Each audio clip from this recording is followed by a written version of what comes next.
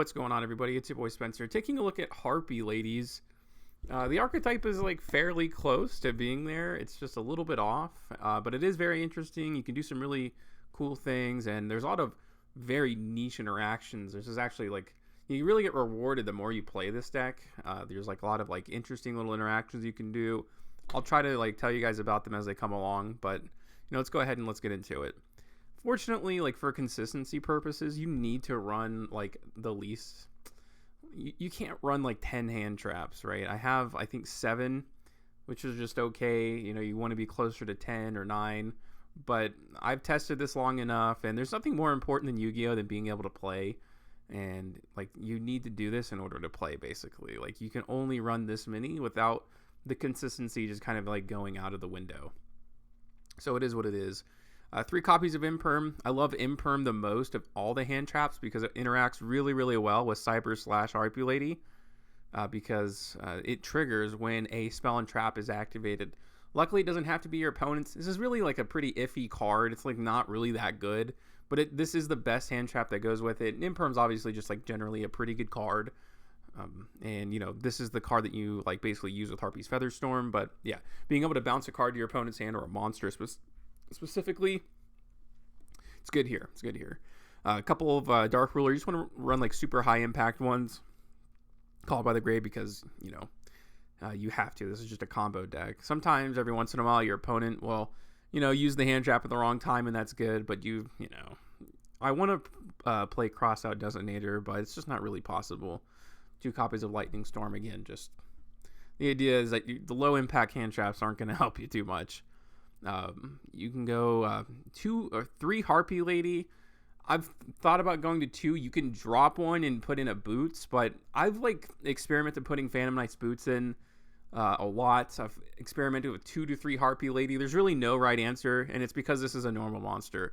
There's really no right answer to it, but there's been so many times, and the reason why I lean to 3 and not playing Boots is Boots and this are both a brick in your hand. If I'm going to have one brick in my hand, I'd rather have Harpie Lady, because I've had unexpected die and then the opportunity to activate 2 Elegant Egotist, and I can't because I only run 2 Harpie Lady. So, take that with a grain of salt and kind of make your own decision on that one. 2 or 3 is fine. Like, this list I think is like 98% there, or like 90% there in terms of like something I'm happy with. That's just one of the changes I think you can make. Simorgh, Bird of Perfection. If any other level 4 Simorgh that's good ever comes out, this engine just gets 20 times better. In fact, I wish they would just combine, like literally combine the 2 archetypes. They're fairly similar in goals. This card is incredible. I actually do use the effect in this deck. When I play Raidraptor, all I do is use it as a just regular extension. But in this deck, I actually do send a Simorgh to the graveyard. It's a level 4, and it lets you special summon itself for free. Also, it searches a field spell, which is an extra normal summon, and as you get better at the deck, you'll learn how to use this card more and more. This card is also like fantastic when it comes to Zephyros. It's really good. It's a real like great resource loop that I didn't use before. Something that's worth noting, and you'll see it here in this video when I show the replays, but Soulshave Force special summons back first. So this is going to trigger Simorgh. It says when a winged beast monster is special summoned, this says special summon a winged beast monster, or I think it says special summon a Raidraptor, Raidraptor XYZ monster, and then overlay onto it. It doesn't overlay and bring it back at the same time. So it does trigger this, and that does come up very, very often.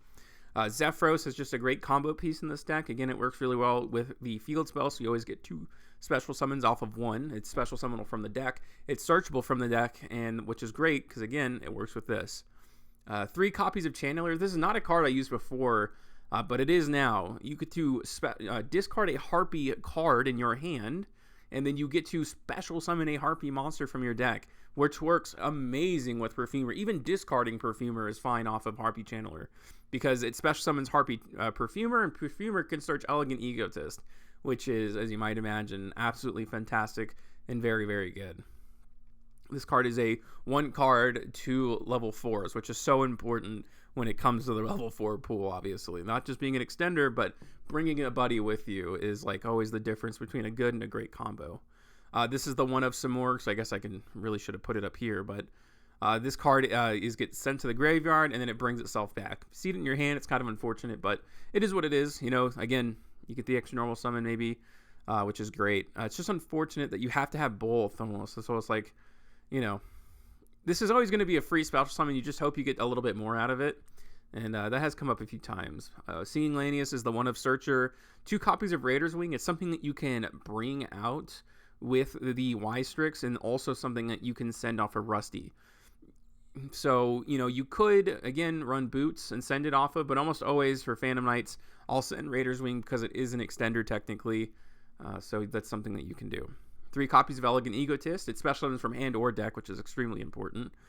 1 copy of Soul Shave Force. This brings out Infinity, which is obviously very, very good.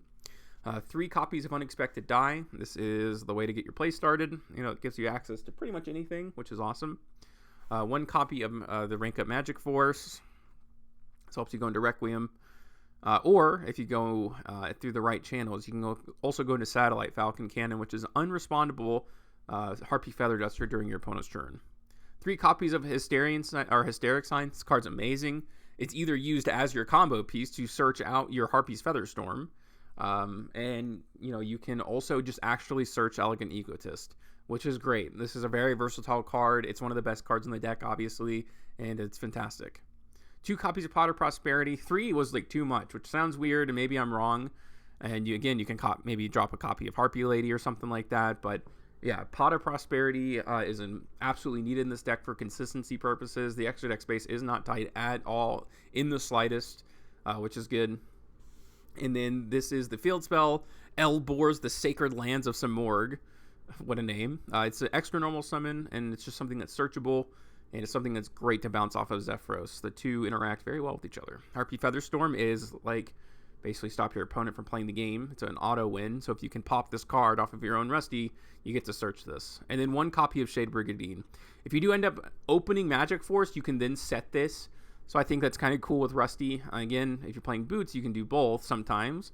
But I just figured you're not always going to need it, you know, but if you do open up the Rank Up Magic spell, it's good to have another option to use off of Rusty. Because then you can send, you know, maybe your Raider's Wing to get an extender as well.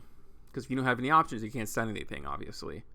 Onto the extra deck, the 1 copy of Cyber / Harpie Lady. Satellite Cannon.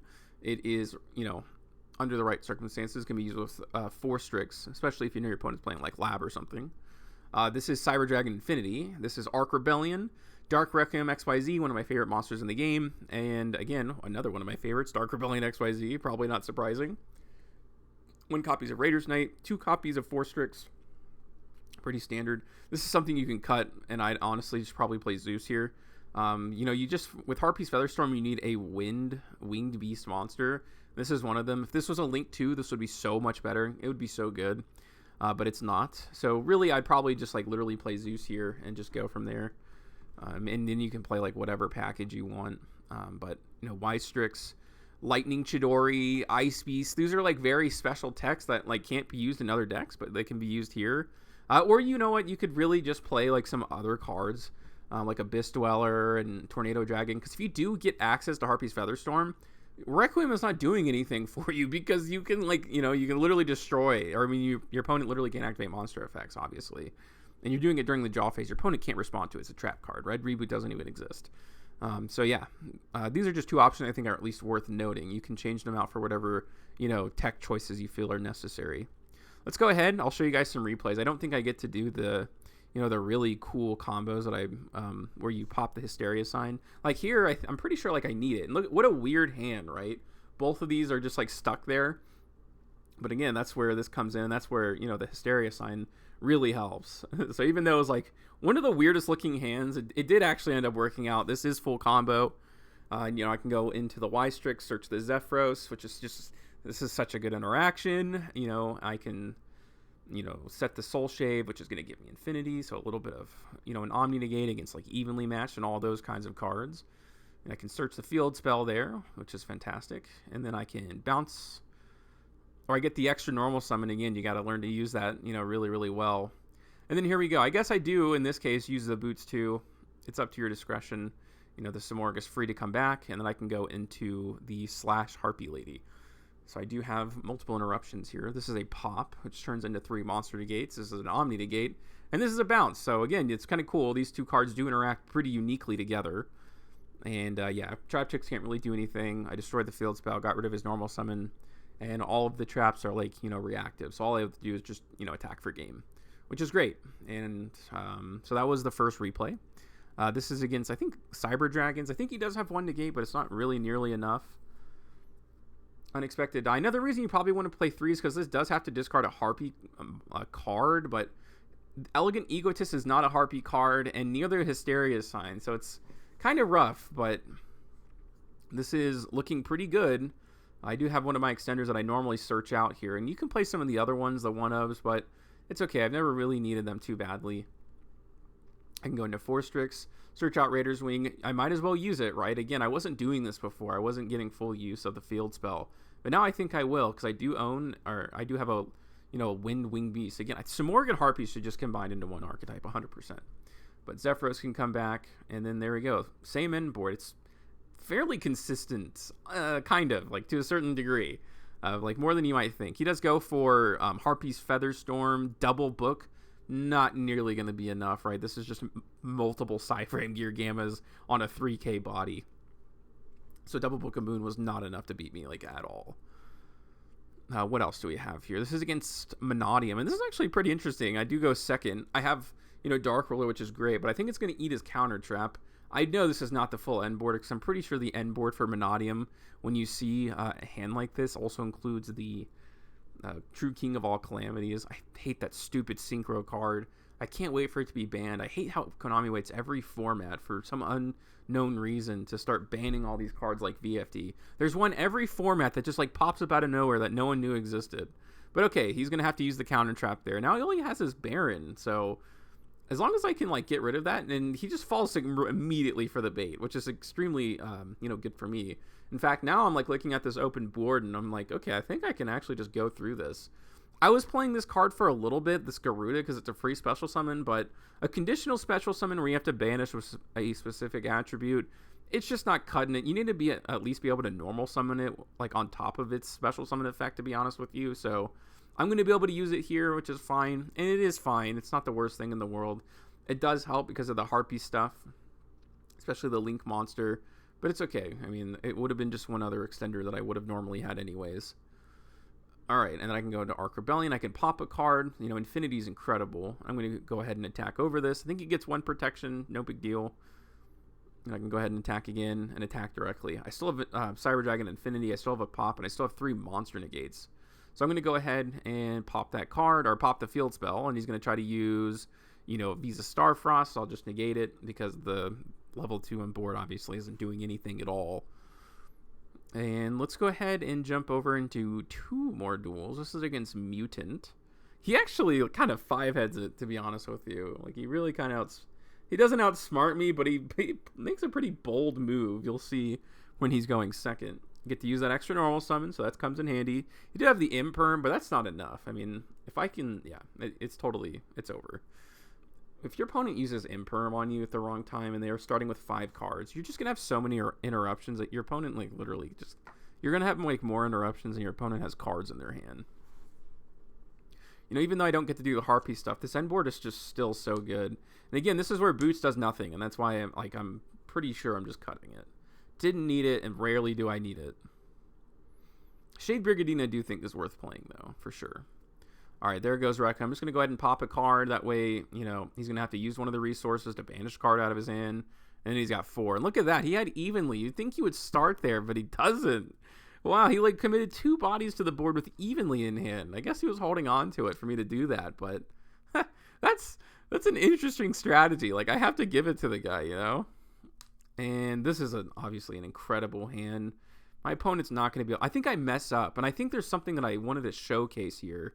I mess up multiple times. Okay, this is why I think you should play 3 Harpie Lady. There's a lot in this duel, I think, that kind of justifies some of the things I talked about in my deck profile here.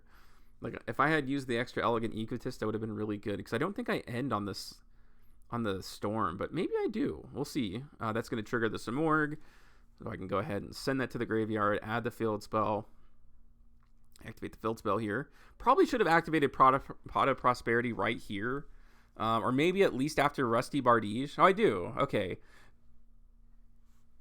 Oh, I guess there's really no point, is there? Yeah, I popped the sign, but it doesn't do anything. So yeah, this is full combo. I would have searched the Harpie's Featherstorm, but yeah, I get 2 other cards. It's just like 2 Omni Searchers, which is pretty neat. And yeah, my opponent can't play. That's it.